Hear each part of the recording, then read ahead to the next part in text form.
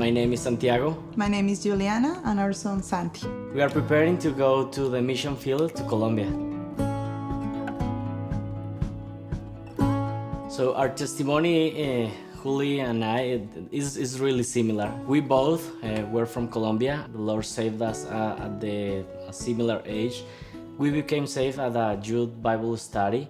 He and other friends shared with me the gospel and I got saved by the grace of the Lord. I never think that I will be married with a pastor, but in the grace of the Lord, He gave me my husband, and I want to just follow Jesus, and I want to follow my husband too. So this process of the church plant started like a couple of years ago, where I started visiting Colombia, doing some conferences there, and start knowing people that not just want a new church, but they need a church, a place where they can worship God and where they can receive biblical training, sound doctrine.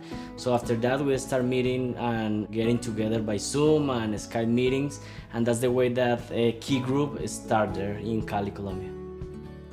There are indeed many evangelical churches in Latin America, but not many biblical churches in Latin America. And what I mean by that, churches that understand that the centrality of ministry is the exposition of God's truth.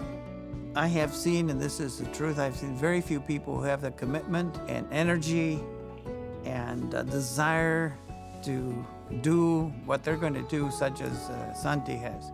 Very few guys that I've met over the years who have that zeal for going and planting a church or beginning a church that is truly committed to biblical principles.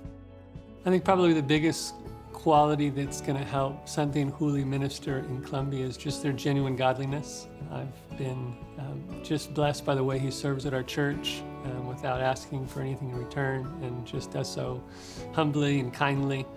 And I think one of the qualities that is most needed in a missionary is just being able to connect with people, connect people to one another, and get ministry done. So I'm excited to see what the Lord's going to do through their ministry in Colombia.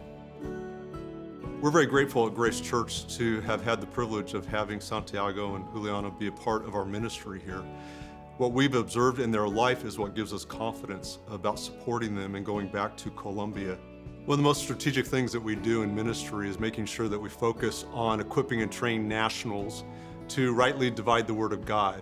So somebody who understands the culture has the ability to apply the Scriptures to address the particular issues in that culture that compete with the truth. You have to understand we're called to engage in a battle, and that requires courage.